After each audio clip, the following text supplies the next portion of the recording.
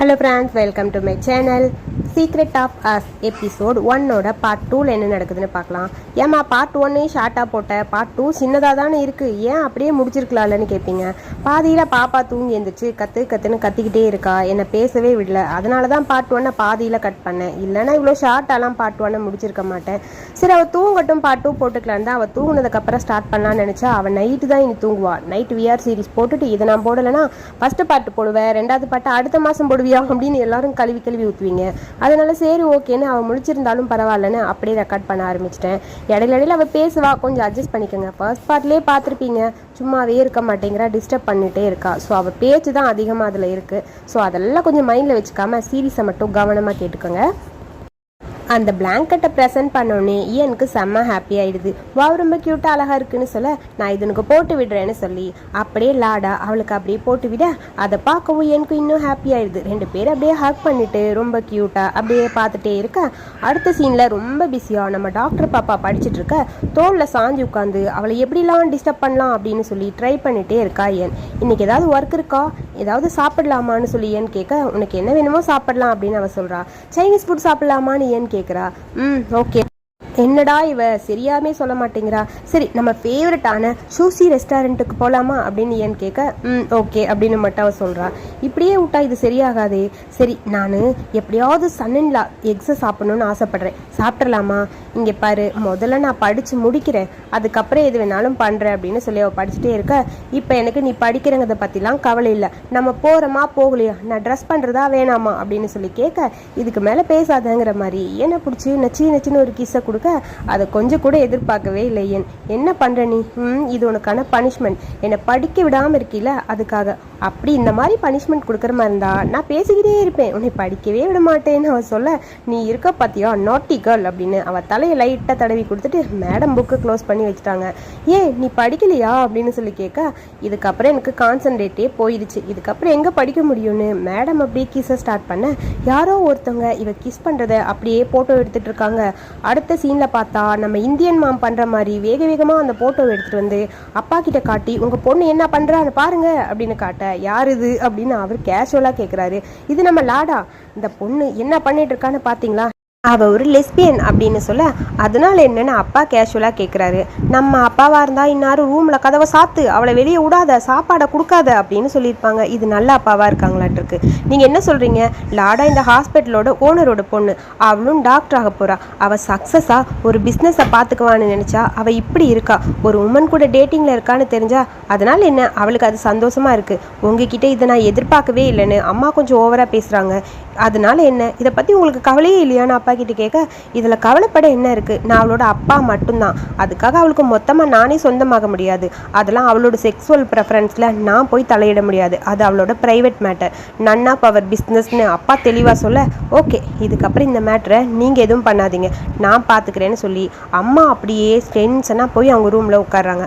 போனோன்னே கடுப்பாக இருக்குது அந்த ஃபோட்டோவை பார்க்க, என்ன இவ இப்படி பண்ணிட்டான்னு யோசிச்சிட்டே இருக்க, ஒரு பொண்ணு வந்து உங்களை பார்க்க மிஸ்டர் நூ வந்திருக்காங்கன்னு சொல்ல, வர சொல்லுன்ட்டு அமைதியாக இருக்க, அந்த ஆள் அப்படியே டோர் ஓப்பன் பண்ணிட்டு வராங்க. ஹலோன்னு சொல்ல, இவனை பார்க்கும்போதே தெரியுது இவன் கண்டிப்பாக ஒரு தேர்ட் வீடாக ஒரு பர்சனுக்கு வருவான்னு, வெளிநாட்டு மாப்பிள்ள மாதிரி தான் வந்து நிற்கிறான். இந்தாங்க ஃபைல், ரெக்கமெண்ட்ஸ் எல்லாத்தையுமே நாங்கள் செக் பண்ணிட்டோம், இதை பற்றி உங்களுக்கு என்ன, இதை பற்றி டாக்டர் எல்லாம் பார்த்துப்பாங்க, எனக்கு இதை பற்றி கவலை இல்லைன்னு வாங்கி அந்த ஃபைல் அந்த பக்கம் வச்சுட்டு, தேங்க்ஸ் ரொம்ப நன்றி நீங்கள் இங்கே வந்தது, நானே உங்ககிட்ட ஒரு முக்கியமான மேட்டரை பற்றி பேசணும்னு நினச்சிட்டே இருந்தேன்னு அம்மா சொல்கிறாங்க.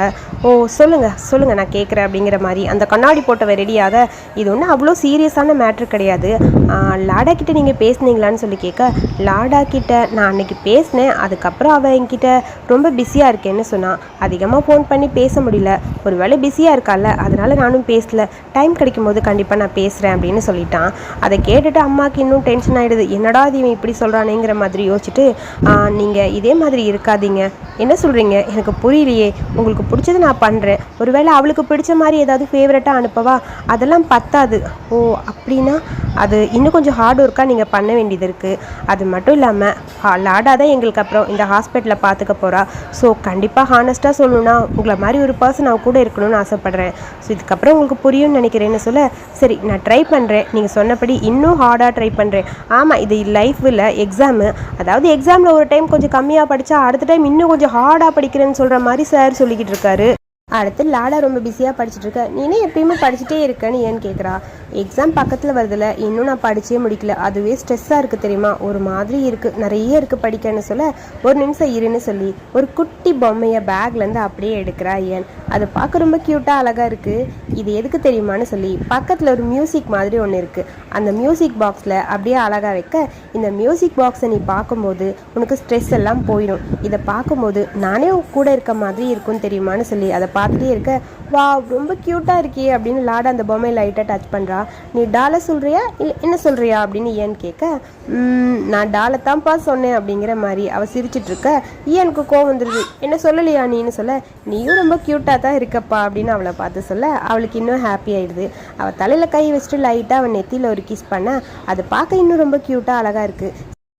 அப்புறம் லாடா அவளை பார்த்து ஏ க்யூட்டி அப்படின்னு சொல்ல, நீ இப்படியே சிரிச்சிட்டே இருந்தா உன்னை லவ் பண்ணிட்டே நான் செத்து போயிடுவேன். ஐயோ நீ செத்து போயிடுவியா, கண்டிப்பாக நீ சாகலாம் கூடாது, என்னால் உன்னை விட்டுட்டு இருக்கவே முடியாது, வேண்டாம் வேண்டாம் வேண்டான்னு ஓவர் ட்ராமா குயின் மாதிரி அப்படியே நோ நோ நோ நோன்னு அழுதுகிட்டே இருக்க, அவளை பார்க்க இன்னும் காமெடியாக இருக்கு லாடாக்கு. நீ இருக்கியேன்னு சொல்ல, சரி இதை நம்ம ஆன் பண்ணி பார்க்கலாமா எப்படி இருக்குன்னு சொல்லி கேட்க, சரி ஓகேன்னு சொல்லி அந்த மியூசிக் ஆன் பண்ண, அது அப்படியே ரோல் ஆகிட்டே இருக்குது. ரொம்ப க்யூட்டாக அழகாக அப்படியே ரோல் ஆக ரெண்டு பேரும் அதை பார்த்துட்டு ரொமான்டிக்காக ஃபீல் பண்ணிட்டு இருக்காங்க. அதை பார்க்கும்போது இன்னும் எனக்கு ரொம்ப பிடிச்சிருக்கு.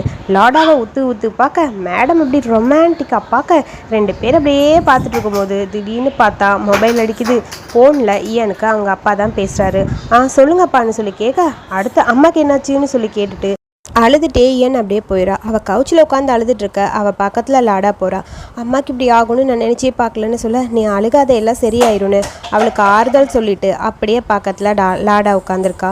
எனக்கு என்ன பண்ணுறதுன்னு தெரியல, பிரெயின் டியூமருங்கிறது ரொம்ப கஷ்டமான ஒன்று, இது க்யூர் ஆகுமானே எனக்கு பயமாக இருக்குன்னு சொல்ல, நல்ல டாக்டர்ஸ் இருக்காங்க, கண்டிப்பாக நான் உங்கள் அம்மாவை பத்திரமா பார்த்துப்பேன்னு சொல்லிட்டு லாடா அவள் அம்மாவுக்கு தான் ஃபோன் பண்ணுறா. நீங்கள் ஃப்ரீயாக இருக்கீங்களா, உங்ககிட்ட பேசலாமா நான் அம்மாட்ட கேட்க, சொல்லு லாடா அப்படின்னு அம்மாவும் கேட்குறாங்க. நான் உங்ககிட்ட ஒன்று கேட்கணும், எனக்காக ஒன்று பண்ண முடியுமான்னு கேட்க, கண்டிப்பாக பண்ணுறேன், என்னதுன்னு அம்மா கேட்குறாங்க. ஒரு பேஷண்ட்டுக்கு பிரெயின் டியூமர், ஸோ அது நம்ம ஹாஸ்பிட்டலில் நீங்கள் பார்த்துக்கணும், அதுக்காக தான் கூப்பிட்டேன், கொஞ்சம் ஸ்பெஷலாக அவங்கள பார்த்துக்க முடியுமான்னு சொல்லி கேட்க, ஓ யார் அதுன்னு அம்மா கேட்குறாங்க. அது என் ஜூனியரோட அம்மா தான் அவங்க அப்படின்னு சொல்கிறான். ஓ அப்படியா, உன் ஜூனியரோட அம்மா அவ்வளோ உனக்கு க்ளோஸா, ரொம்ப இம்பார்ட்டனா உனக்குன்னு அம்மா கேட்க, அது ப்ளீஸ்மா அவங்கள பத்திரமா பார்த்துக்கங்க, நீங்கள் அது பண்ணணும், ஹெல்ப் பண்ணணும், அதை பற்றி தான் நான் கேட்க வந்தேன், கண்டிப்பாக அவங்களுக்கு உங்களோட ஹெல்ப் தேவைப்படுது, அவங்களோட லைஃப்பை சேவ் பண்ணணும் அப்படின்னு சொல்லி ரொம்ப ஃபீல் பண்ணி லாடா பேச, சரி ஓகே அவங்க பேரை சொல்லுன்னு சொல்லி ஒரு ஸ்டிக்கி நோட் எடுத்து அம்மா பேரும் மொபைல் நம்பரும் கேட்குறாங்க.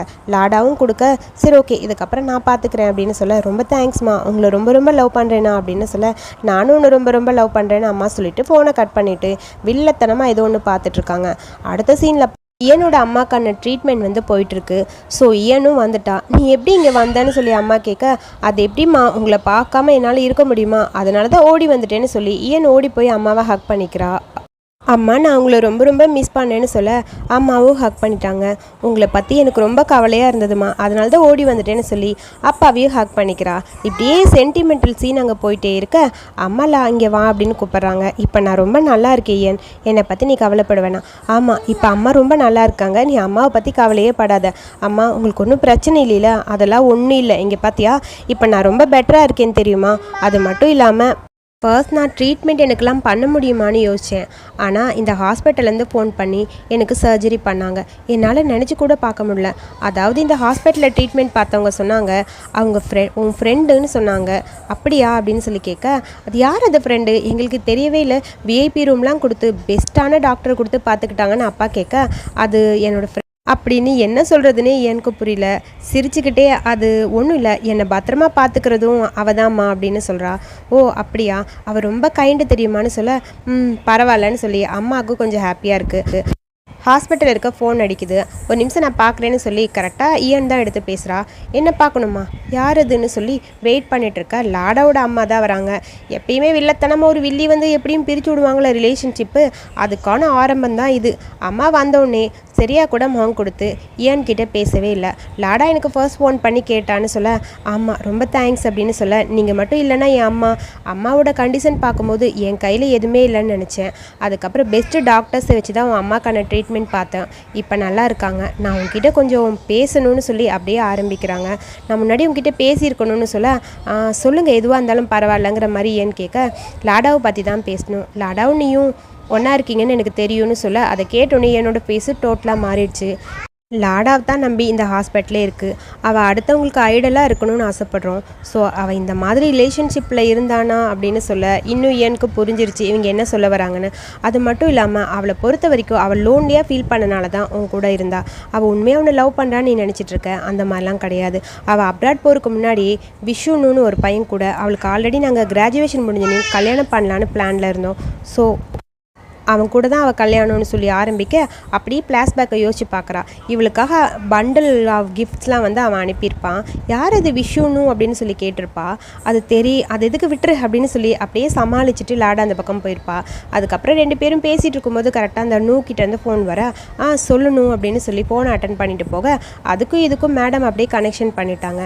நீ அவளை பிரேக்கப் பண்ணிக்கிறது ரொம்ப நல்லது. நான் அவகிட்ட இதை பற்றி பேசினா கண்டிப்பாக அதை அக்செப்ட் பண்ணுவாளான்னு எனக்கு தெரியல.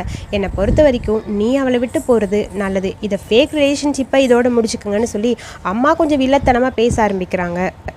லாடாவை பொறுத்த வரைக்கும் நீ அவளுக்கு ஒரு பொம்மை மாதிரி தான்னு சொல்ல, இதுக்கப்புறம் அவள் கிராஜுவேஷன் முடிஞ்சதுக்கப்புறம் தான் அவளோட வெட்டிங்கை பற்றி கண்டிப்பாக உனக்கு உண்மை அதுக்கப்புறம் உனக்கு கண்டிப்பாக ஒரு நாள் தெரியும்னு சொல்ல, இதெல்லாத்தையும் கேட்கும்போது ஈயன் அப்படியே அழுதுகிட்டே இருக்கா. நீ லாடாவை பிரேக்கப் பண்ணிக்கோ, அதுதான் உனக்கு நல்லது. நான் உனக்கு ப்ராமிஸ் பண்ணித்தரேன், உன் அம்மாவுக்கு எவ்வளோ முடியுமோ அந்தளவுக்கு பெஸ்ட்டு ட்ரீட்மெண்ட் கொடுத்து நான் பண்ணிக்கிறேன். இதுக்கப்புறம் நீ தான் சூஸ் பண்ணணும், உன் அம்மாவோட லைஃபா இல்லை லாடாவோட ஃபேக் ரிலேஷன்ஷிப்பா. ஸோ நீயே டிசைட் பண்ணிக்கன்னு சொல்ல, இதை கேட்கும்போது ஈயன் அப்படியே அழுதுகிட்டே உட்காந்துருக்கா. அவனால் எதையுமே முடிக்கவும் முடியல, ஆரம்பிக்கவும் முடியல. என்ன பண்ணுறதுன்னு புரியாமல் வெளியே வந்து அவள் கொடுத்த அந்த ஸ்கார்ப் மேலே போட்டிருக்கால அதை பார்த்து அந்த பிளாங்கெட்டை பிடிச்சிட்டு அப்படியே உட்காந்து அழுதுகிட்டே இருக்கா. ஏன் அப்ராட் வந்து அவள் திங்ஸ்லாம் பேக் பண்ணிகிட்டு இருக்க. கரெக்டாக லாடா வரா. வந்துட்டியா நீ, எப்போ வந்தேன்னு ஹக் பண்ண போக, எங்கே போகிற நீ, எல்லாத்தையும் பேக் பண்ணி வச்சுருக்க, நான் தாய்லாந்துக்கு போக போகிறேன். ஏன் என்ன சொல்கிற, தாய்லாந்துக்கு போகிறியான்னு சொல்லி அவள் அப்படியே கையை பிடிக்க, அவள் அப்படியே அவளை பிடிச்சி தள்ளி விட்டா. என்ன பிரச்சனை உனக்கு, நீ ஏன் இவ்வளோ பிடிவாதமாக இருக்க, திடீர்னு என்ன முடிவு எடுத்திருக்க, உன் படிப்பு என்ன ஆகுதுன்னு சொல்ல, அதை பற்றி நீ கவலைப்படாத, அதை நான் பார்த்துக்கிறேன், இதுக்கப்புறம் என்னால் கண்டிப்பாக இங்கே இருக்க முடியாதுன்னு சொல்ல, என்னடா இவ இப்படி பேசுகிறாளேன்னு லாடாக்கு ஒன்றுமே புரியல. என்னை வீடு நான் அந்த பக்கம் போகிறா. நில்லு, என்ன பண்ணுற, என்ன நடந்தது, என்ன மேட்ரு சொல்லு அப்படின்னு சொல்லி அவள் கேட்க, இதுக்கப்புறம் இவகிட்ட இப்படியே விட்டால் சரியாக வராதுன்னு கையை விடுங்கிற மாதிரி பிடிச்சிருக்க கையை அப்படியே பிடிச்சி தட்டி விட்டுட்டா. நான் ஒருத்தரை மீட் பண்ணேன், அப்புறம் எல்லாமே முடிஞ்சுது அப்படின்னு சொல்ல, என்ன பேசுகிற நீன்னு அவள் கையை பிடிச்சி, நான் அதெல்லாம் நம்ப மாட்டேன், நீ சொல்லு அப்படின்னு சொல்லி அவள் கையை பிடிச்சி இழுக்கிறா. எனக்கு உன் கூட பிரேக்கப் பண்ணிக்கணும், ப்ளீஸ் வேணாம், இதுக்கப்புறம் நான் உன் பொம்மையாக இருக்க விரும்பலை, என்னை விட நான் போகிறேன்னு சொல்லி வேகமாக போக, நான் உன்னை விட மாட்டேன்னு மாதிரி அவளை அப்படியே பின்னாடி ஹக் பண்ணிவிட்டு லாடா அழுகிறா. ப்ளீஸ் நீ ஜோக் தானே பண்ண, நீ என்னை விட்டு போகாதன்னு இந்த பக்கம் அழுதுகிட்டே இருக்கா லாடா. நீ என்னை விட்டு போகாத ப்ளீஸ், நீ இல்லாமல் இருக்க முடியாதுன்னு சொல்ல, ப்ளீஸ் எனக்கு உமன்ஸ்லாம் பிடிக்காது, எனக்கு பசங்க மட்டும்தான் பிடிக்கும்னு சொல்ல, அதை கேட்டவுடனே ஷாக் ஆகிடுது. எனக்கு பசங்க தான் பிடிக்கும்னு சொன்னேன், உனக்கு புரியுதா இல்லையா அப்படின்னு சொல்லி அப்படியே கத்துறா. நீ என்ன சொல்கிற, அப்போ நமக்குள்ளே நடந்ததெல்லாம் இதெல்லாம் என்ன, இதுக்கு பேர் என்னன்னு சொல்லி அவள் கேட்க, நான் உன்னை யூஸ் பண்ணிக்கிட்டேன், நீ ரிச்சுன்னு எனக்கு தெரியும், அதனால தான் உன்னை அப்ரோச் பண்ணி எனக்கு ஒரு நல்ல லைஃப் கிடைக்கணும்னு ஆசைப்பட்டேன், இதுதான் உண்மை, நீ நினச்சாலும் நினைக்கலன்னா இதுதான், இதுக்கப்புறம் நம்ம பார்க்காம இருக்கிறது தான் நல்லது, என்னை விடுன்னு சொல்லிட்டு வேகமாக அந்த பக்கம் அப்படியே போக, லாடா ஒரு பக்கம் அழுதுகிட்டே இருக்கா. ஒரு பக்கம் வெளியே போய் நின்று அவளும் இவ கூட நடந்த ஒரு மூமெண்ட்டையும் நினச்ச அழுக, இங்கே லாடா அழுக, 2 பேரோட அழுக அப்படியே கன்னியூ ஆகிட்டே இருக்குது. அந்த பர்த்டே அன்றைக்கி நடந்ததில்ல, அந்த கேண்டில் ஊதிட்டு உன் மனசில் இருக்க விஷ் பண்ணிக்கோன்னு சொல்லியிருப்பா லாடா. அப்போ அவள் என்ன விஷ் பண்ணான்னு தெரியுமா, என் கூட இதே மாதிரி லவ் பண்ணிவிட்டு நீ எப்பயுமே இருக்கணும், இதுதான் என்னோட ஆசை அப்படின்னு சொல்லி சொல்லியிருப்பா. ஸோ அந்த மூமெண்ட்டில் அப்படியே அவள் கண்ணு முன்னாடி வர அப்படியே அழுதுகிட்டே உட்காந்துருக்கா. ஒரு பக்கம் ஒரு பக்கம் அங்கே லாடா அவளும் அழுதுகிட்டே இருக்க. அடுத்து ஃப்ளாஷ்பேக்லேருந்து ரியல் லைஃப்க்கு வந்தாச்சு. உன் கூட சேர்ந்து தான் இந்த ஆடை நான் பண்ணணுமான்னு சொல்லி கேட்க, ஆமாம் இந்த ஆடில் இவங்களும் இருக்காங்க, இவங்க ஒரு பெரிய ரைசிங் ஸ்டார் அப்படின்னு சொல்ல, உன் கூட சேர்ந்து இதனால் பண்ண முடியாதுன்னு சொல்லிட்டு லாடா அப்படியே அந்த பக்கம் போக ஷாக்கில் நிற்கிறான் நம்ம ஐயன். இதோட இந்த எபிசோட இங்கே முடிச்சிருக்காங்க. அடுத்த எபிசோட சீக்கிரமாக போஸ்ட் பண்ணிடுறேன். ஆக்சுவலி இந்த எபிசோடில் பாப்பாவோட சவுண்ட் கொஞ்சம் அதிகமாக இருக்கும், அட்ஜஸ்ட் பண்ணிக்கோங்கப்பா. அடுத்த டைம் இல்லாத மாதிரி பார்த்துக்கிறேன். ஸோ தேங்க்ஸ் ஃபார் வாட்சிங். வீடியோ பிடிச்சிருந்தா லைக் பண்ணுங்கள், வீடியோ பற்றிய கருத்துக்களை சொல்லுங்கள். அடுத்த எபிசோடுக்கு என்னோட சேனலை சப்ஸ்கிரைப் பண்ணிக்கோங்க. தேங்க்யூ.